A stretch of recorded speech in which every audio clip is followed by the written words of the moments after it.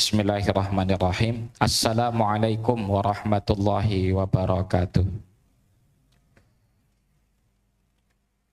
Alhamdulillah wa syukrulillah wa la hawla wa la quwata illa billah. Asyhadu an la ilaha illallah wahdahu la syarikalah wa asyhadu anna Muhammadan abduhu wa rasuluh.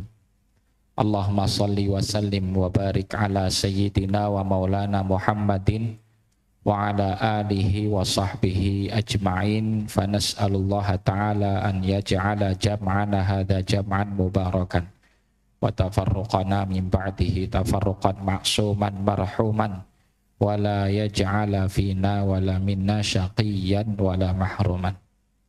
Allahumma inna nas'aluka ilman nafi'a wa rizqan tayyiban wasi'a wa amalan mutaqabbala. Yang kami hormati Ustaz Taufik Abdullah, anggota Majelis Kiai Yayasan Pondok Pesantren Salman Al-Farisi, Ustadz Nur Fajriansyah, Direktur Pondok, ada Ustadz Abdurrahim Sarjuman, Mudir Madrasah, Ustadz Aditya Fathur Rahman, Mudir Kutab, Asatidah, Ustadzat, Murabi dan Murabiyah, guru-guru sekalian yang dimuliakan Allah, serta para aba, ummahat, bapak-bapak, ibu-ibu wali dari santriwan, santriwati, dari jenjang kutab hingga madrasah di Pondok Pesantren Salman Al-Farisi, Karangpandan, Karanganyar yang dimuliakan Allah Subhanahu wa Ta'ala. Kita bersyukur kepada Allah bisa dipertemukan pagi hari ini dalam kondisi sehat walafiat.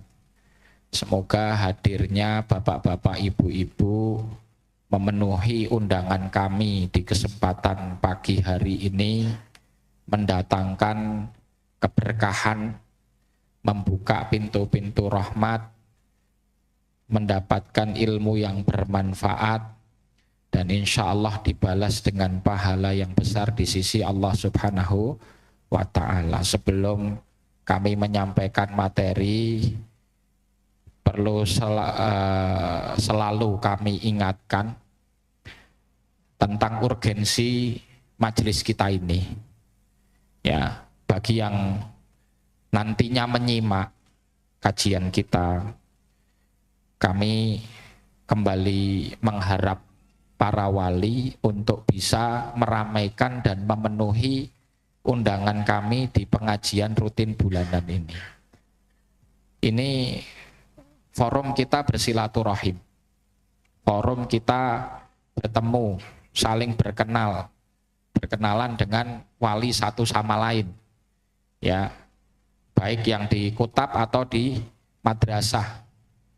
Kemudian yang kedua, kita mendekatkan fisik dan juga hati kita untuk kita bisa sama-sama bekerja sama, kemudian saling memahami, bersinergi dalam mendidik anak-anak kita. Ketika orang tua menitipkan anak-anaknya ke pesantren, kami yang menerima amanah tersebut harus ada komunikasi yang intens, harus ada pertemuan, harus ada diskusi, harus ada kesepahaman dalam kita membawa anak-anak kita ini menuju kesuksesan mereka dunia akhirat. Ya, kemudian akhir-akhir ini mungkin tradisi uzur dan izin dalam kajian itu kayaknya berkurang ini. Ya, mungkin saya bisa tunjukkan ini di grup, ya. Contoh ini grup wali santriwan, ya, grup wali santriwan ini streaming, postingan terakhir streaming dari agenda kita ini dan belum ada tanggapan apa-apa. Ya memang ini baru dimatikan kalau nggak salah ya. Ya, semoga nanti udurnya disampaikan di kolom komentar YouTube, atau alangkah lebih baik udur itu disampaikan sebelum acara gitu. Sebelum acara. Kecuali kalau yang memang betul berhalangan ya, hadir mendadak gitulah, baru nanti disampaikan udurnya ketika acara sudah mulai. Ya, baik di nanti kolom komentar di YouTube atau juga nanti di grup. Sama yang wali santriwati juga sama. Ya, malah kalau di sini belum dimatikan, oh ini hanya admin ya. Sudah dimatikan, berarti ini belum diperkenankan. Ya, mungkin boleh dibuka ini admin dari grup. Jadi nanti kelihatan yang udzur, yang izin berapa ini.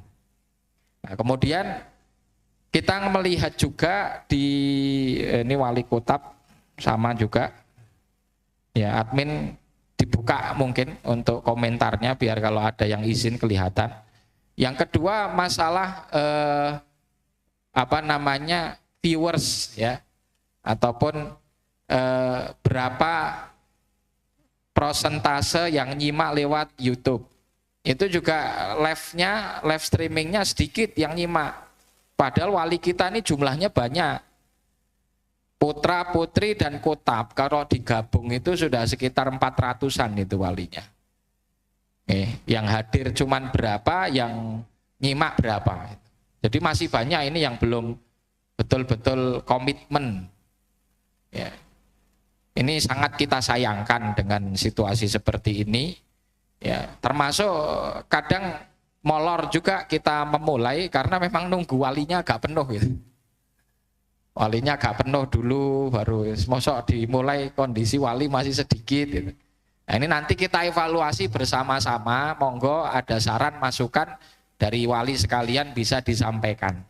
Ya, bisa disampaikan lewat grup, bisa disampaikan lewat beberapa asatidzah yang menjadi mas'ul di masing-masing unit di kutab ataupun nanti di madrasah, boleh disampaikan saran dan masukannya. Itu mungkin sebagai pengingat bagi kita semua. Kemudian materi kita di kesempatan pagi hari ini berbicara tentang urgensi bahasa Arab. Ya, urgensi bahasa Arab. Kenapa kok kita harus belajar bahasa Arab? Kenapa kok mayoritas materi anak-anak kita khususnya yang di pondok itu bahasa Arab? Ya, ini santri juga ikut nyimak ini, ya. Terutama yang santri baru disimak kajian Ustadz ini, disimak. Ini penting sekali bagi kalian. Kenapa kok kalian harus belajar bahasa Arab? Bagi wali juga sama, kok isinya bahasa Arab toh. Ya, mayoritas dilihat ini belajarnya nahwu, ya sorob. Mungkin sebelum itu belajar bahasa Arab dasar. Di sini pakainya durusul lughah al-arabiyah. Ya, dulu pernah pakai silsilah lughah al-arabiyah. Pernah juga memakai kitab Arabiyah Baina Yadaik, itu pendasaran bahasa Arab. Kemudian nanti masuk ke pembelajaran nahwu ya di level dasar ajrumiyah. Kemudian nanti syarahnya dan seterusnya sampai mutamimah. Kenapa kok belajar bahasa Arab? Santri-santri kita anjurkan dan kita wajibkan untuk berbicara bahasa Arab di keseharian mereka. Ya, jadi masuk ke sendi-sendi kehidupan di pesantren ini, anak-anak nggak lepas dari bahasa Arab. Apa tujuannya dan kenapa? Baik, yang pertama pendasarannya Quran dulu. Nah, ini dalil dari Quran. Allah Subhanahu wa taala berfirman, a'udzubillahi minasyaitonirrajim. Inna anzalnahu Qur'anan Arabiyyan la'allakum ta'qilun. Ya. Sungguh telah kami turunkan Al-Qur'an itu berbahasa Arab agar kalian berakal. Maksudnya mau berpikir. Ini Al-Qur'an menggambarkan tentang kita kenapa Al-Quran ini diturunkan dengan bahasa Arab. Ternyata faedahnya agar kita mau berakal, mau berpikir. Kemudian dalam firman Allah yang lain, ya, bilisanin arabiyyin mubin. Al-Quran ini diturunkan dengan lisan, yaitu bahasa Arab yang jelas. Ya. Kapan bahasa Arab ini jelas? Ya bagi yang paham bahasa Arab. Tapi kalau orang tidak bisa bahasa Arab, ya nggak mubin gitu. Ya, tapi kalau bisa bahasa Arab, insya Allah apa yang disampaikan Allah di dalam Al-Quran itu tidak ada kontradiksinya. Jelas, tidak saling berbenturan. Orang kalau memahami Quran salah, berarti bahasa Arabnya lemah. Kalau bahasa Arabnya kuat, nggak bakal salah memahami Quran. Karena Allah jamin tadi bilisanin Arabiyyin mubin. Ya, dan nanti dalil-dalil yang lain ya, dari athar itu hadis, meskipun tidak harus ini merupakan apa namanya sabda Rasulullah SAW, seperti diantaranya perkataan Amirul Mukminin Umar ibnul Khattab radhiyallahu taala anhu. Beliau menyampaikan ihrisu ala ta'allumil lughah al-arabiyyah fa innaha juz'un min dinikum. Ya, bersemangatlah kalian untuk belajar bahasa Arab karena sesungguhnya bahasa Arab itu bagian dari agama kalian. Ya, ketika Rasulullah SAW bersabda utitu jawami al-kalim, aku ini diberi jawami al-kalim. Jawami al-kalim itu apa? Ini keistimewaan Rasulullah dibanding nabi-nabi yang lain. Nabi-nabi yang lain ya mayoritasnya bukan dari bangsa Arab. Dan bahasa yang digunakan macam-macam sesuai dengan bahasa kaumnya. Ada yang bahasa Ibrani, ada yang bahasa Suryani. Bahasa Suryani baru rame Pak ya.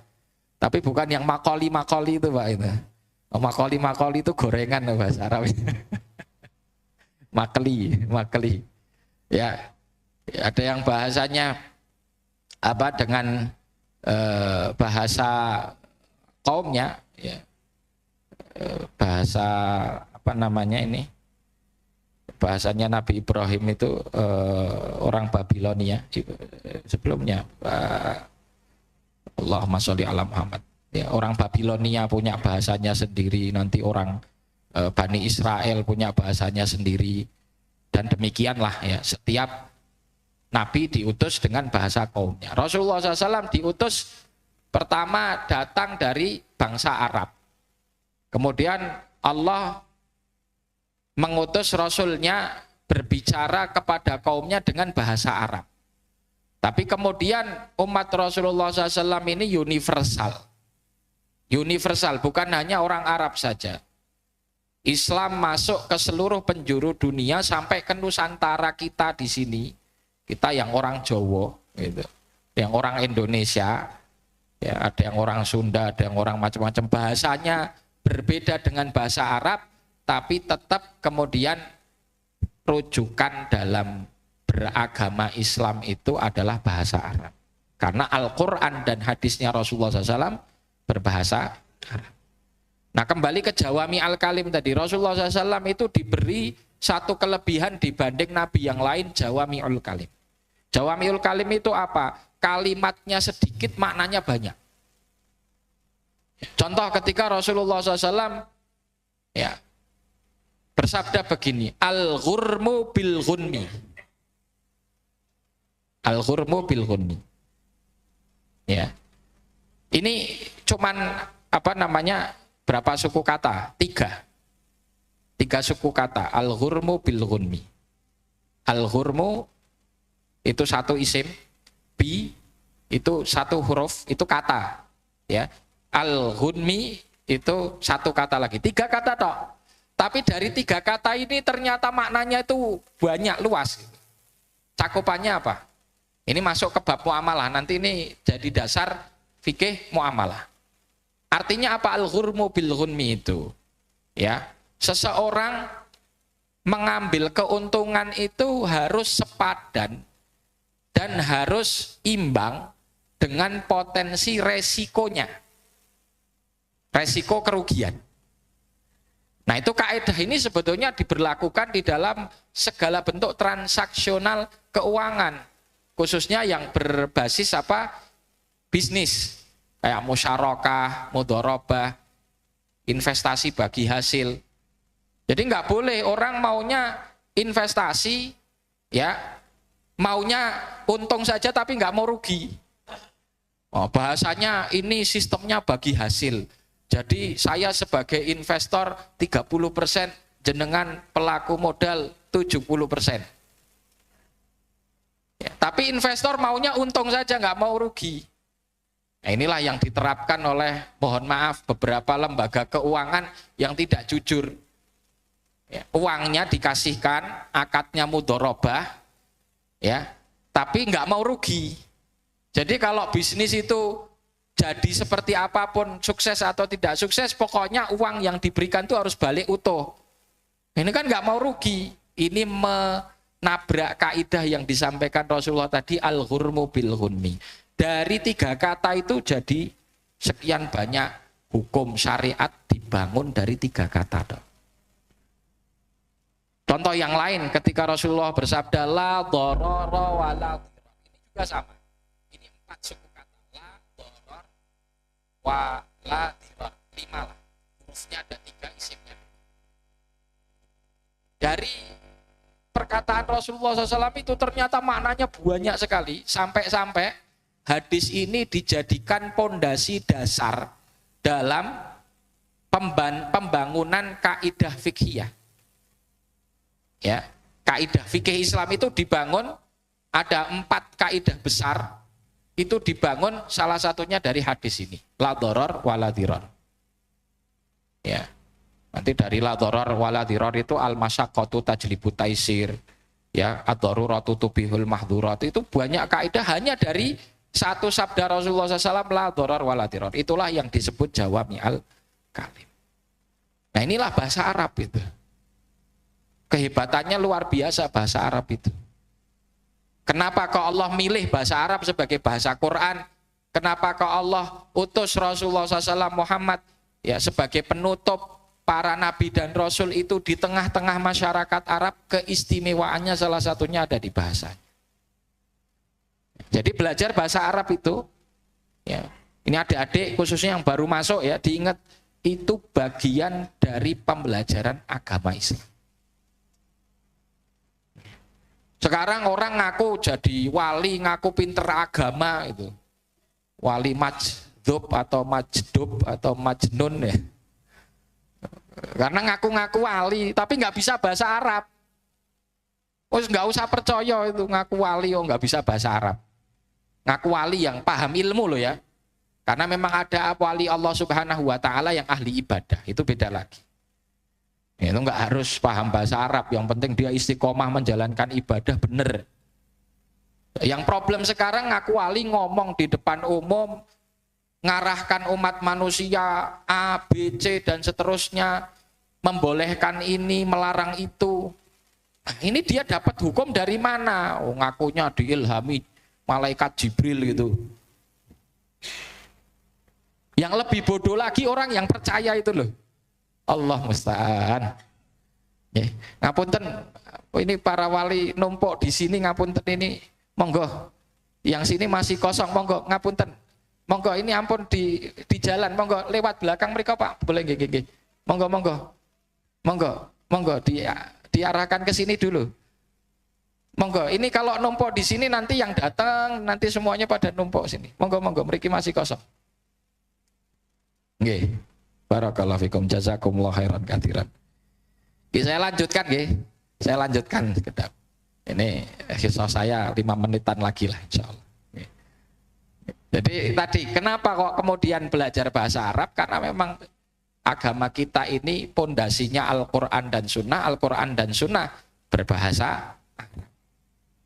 Ya. Kemudian hadirin sekalian yang dimuliakan Allah, khususnya ini para wali. Biar kita ini punya kebanggaan juga gitu, anak kita bisa bahasa Arab. Bahasa Arab ini sekarang ya menjadi satu bahasa yang sebetulnya bahasa internasional. Ya. Karena mayoritas negara-negara dunia itu selain berbahasa Inggris, yang paling banyak dipakai bahasanya kedua adalah bahasa Arab. Tapi saya belum mau mengarahkan kepada kebanggaan kita kepada hal-hal yang sifatnya duniawi. Yang terpenting sebetulnya Ya, bagi anak-anak kita paham bahasa Arab, dia bisa melanjutkan proses menuntut ilmu secara mandiri setelah dia lulus dari pondok. Kalau anak lulus pondok nggak bisa bahasa Arab, dia nggak bisa mandiri belajar. Ya, karena warisan ilmunya para ulama itu ya mayoritas ditulis bahasa Arab. Dan yang paling penting, ya semua skill dalam bahasa Arab ini sebetulnya sama pentingnya. Tapi yang lebih penting ketika anak bisa membaca kitab dan bisa memahami isi kitab. Karena nanti ada 4, mungkin nanti secara teknis pelaksanaannya di pesantren bagaimana diajarkannya itu nanti Ustadz Fajri yang jelaskan. Ya, tapi saya ingin ngasih pendasaran dulu. Ada 4 skill berbahasa yang harus dikuasai anak-anak. Yang pertama apa? Yang pertama mendengar. Istima. Bagaimana dia bisa mendengar orang berbahasa Arab dan paham. Dia bisa mendengar orang ngomong bahasa Arab dan paham apa yang diomongkan. Nah, maharatul istima ini, kemampuan untuk bisa paham omongan orang Arab ini dibutuhkan ketika anak-anak kita harus mengambil ilmu dari masyayikh dan ulama yang berbahasa Arab. Contoh ya, kita ada Syekh Labib, ya, Syekhuna guru kita. Bulan kemarin kan ngasih materi kita, nggih. Ini yang hadir para wali, ada apa kemarin? Bulan kemarin? Bedah buku ya. Oke. Bayangkan kalau jenengan itu bisa bahasa Arab, bisa paham gitu. Beliau ngomong, butuh terjemah nggak? Nggak butuh toh. Tapi kemarin masih diterjemahkan. Kenapa masih diterjemahkan? Ya karena nggak paham gitu. Nah, gara-gara diterjemahkan ini juga waktunya kan jadi tambah panjang toh. Nah, seandainya tidak diterjemahkan, udah langsung syekhnya ngomong, kita dengarkan, kita paham. Dan itu target anak-anak kita. Maka santri baru ini yang baru gabung, perhatikan. Kalian harus seksama ketika yang ngajar kalian pakai bahasa Arab. Harus ada keinginan, oh itu apa ya maksudnya, saya harus paham. Harus punya semangat. Karena keren loh, kita bisa paham bahasanya orang Arab itu keren. Oh, itu istimewa. Nggak semua anak-anak seumuran antum ini bisa gitu. Iya kan? Ya kalau anak-anak yang tahun-tahun sudah tahun keempat, kelima, keenam itu insya Allah masyayikh datang mereka paham. Bahkan beberapa yang tahun kedua, tahun ketiga sudah. Insya Allah. Ini dengan bimbingan para asatidah ini. Dan ustadzat yang diputri. Jadi ini istimak itu tujuannya itu. Kemudian yang kedua adalah skill untuk berbicara. Skill untuk berbicara, ngomong. Bagaimana dia bisa ngomong bahasa Arab dan orang Arab yang dengar itu paham. Jangan sampai keluarnya seakan-akan Arab tapi nggak ada yang paham. Wah, gitu. Oh, apa yang ngomong kan gitu. Nggak ada yang paham. Sebagaimana ada yang kata perkatanya berbahasa Arab, katanya kosakatanya bahasa Arab, tapi susunannya nggak benar gitu. Ini bahasa santri ini, nggak boleh dipakai sebetulnya ya. Contohnya mau ngomong ya, saya sudah keburu-buru ya, keburu-buru bahasa Jawanya itu kesusu. Karena kesusu maka diartikan ke itu ila, susu itu laban, makanya ngomong anak ila laban Ustaz itu. Saya kesusu Ustaz. Itu orang Arab tidak paham itu. Ya. Yang sering juga diucapkan ini anak-anak saya sering dengar dan itu salah. Hada yudrob ma'afulan Ustaz. Hada yudrob ma'afulan. Ini dipukul sama fulan. Ya memang kalau diartikan bahasa Arabnya satu persatu hada ini. Yudrob dipukul, ma'a sama fulan anak namanya siapa. Tapi itu orang Arab tidak ada yang paham begitu itu. Yang benar ngomongnya dorobahu fulan, selesai. Tapi ini sering sekali dipakai ini sama anak-anak, ada yudrob ma'a fulan gitu. Ya kan, nanti kosakatanya, kata kerjanya diganti saja. Ini perkara yang harus diperbaiki. Jadi bagaimana skill anak-anak kita itu ngomong, kemudian orang paham. Tujuannya untuk apa? Nah, agar ketika berkomunikasi dengan sumber ilmu, yaitu para guru-guru yang berbahasa Arab, kita bisa menyampaikan sesuatu dengan baik dan benar. Kalau kita nggak paham, anak-anak santri nanti ini belajar sama masyayikh, baik di dalam atau di luar negeri. Terus dia nggak paham satu materi, atau ada hajat untuk menanyakan permasalahan. Kan harus ngomong. Nah kalau ngomongnya nggak dipahami sama syekh, gimana caranya? Pakai bahasa isyarat. Sekarang ada Google Pak Ustaz. Ya kalau benar translate dan terjemahnya, kalau Google nerjemahkannya salah gimana gitu. Bisa salah paham gitu. Itu apa? Maharatut takallum. Ya, skill untuk bisa ngomong. Kemudian skill yang ketiga saya singkat, yaitu skill bisa nulis kitabah. Ya. Ya mungkin pas mulutnya baru sakit, lidahnya sakit, mau ngomong sama syekh pakai bahasa lisan tidak bisa, nulis. Kitabah ini juga untuk mendokumentasikan ilmu agar bisa dibaca dan sampai kepada orang lain meskipun lintas generasi. Maka dulu Imam Syafi'i ya nulis karya beliau kitab Al-Um. Tahun berapa Imam Syafi'i? Imam Syafi'i abad kedua Hijriah. Sekarang sudah abad ke-15. 13 abad ilmu beliau sampai kepada kita. Itu karena berkat apa namanya? Tulisan. Dan yang terakhir adalah ya maharatul istima', maharatul takallum, maharatul kitabah, dan maharatul qiraah. Nah ini qiraah ini yang saya sampaikan, anak-anak untuk mengembangkan keilmuan itu bukan hanya dengarkan pelajaran dari syekh, dari guru, tapi juga mereka harus baca. Baca karena keterangan dari guru itu nanti dia cocokkan dengan apa yang dulu ditinggalkan oleh ulama-ulama salaf. Karyanya Imam Syafi'i, karyanya Imam Malik, karyanya Imam Ahmad. Ya. Kalau mau baca tafsir klasik zaman dulu ada tafsir At-Tabari. Ya. Mau baca sejarah ada buku-buku tarikh. Sumber-sumber pokok daripada keilmuan Islam ditulis berbahasa Arab. Ya. Bagaimana agar anak kita bisa ngambil ilmunya? Ya harus bisa baca ngaji kitab. Itulah fungsi ilmu nahwu dan shorof. Ilmu nahwu dan shorof itu untuk mendudukkan ini kata statusnya apa. Dengan status yang berbeda, maknanya berbeda. Ya. Dan itu sering terjadi, orang baca Quran salah karena nggak ngerti nahwu. Wa idzi betala Ibrahim rabbuhu, kan harusnya begitu. Wa idzi betala Ibrahimu rabbahu. Ini yang nguji dari Ibrahim. Ibrahim menguji Allah loh.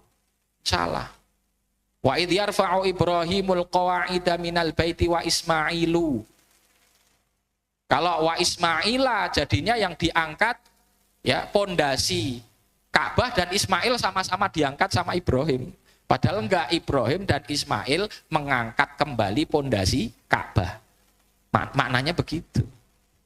Tapi kalau salah harokat beda makna. Ya. Kalau sampai kepada permasalahan hukum yang fatal, loh, ngeri itu, beda makna itu. Ya. Nah, jadi inilah urgensi pembelajaran bahasa Arab. Ya, terakhir tadi tentang maharatul apa? Qiraah. Bisa ngaji kitab. Nah, cobalah kita nanti kawal anak-anak kita. Bapak-bapak ya, nggak usah begitu berbangga ketika anak kita itu punya satu nilai akademik tinggi ataupun mungkin matematik tinggi atau bisa ya kebanggaan duniawi yang umum lah. Ya, tapi sesekali kita itu butuh melihat kebanggaan dari sudut pandang syariat. Ketika anak kita bisa ngaji kitab, bisa memahami isi kitab dan mengamalkan apa yang ada dalam kitab. Ya.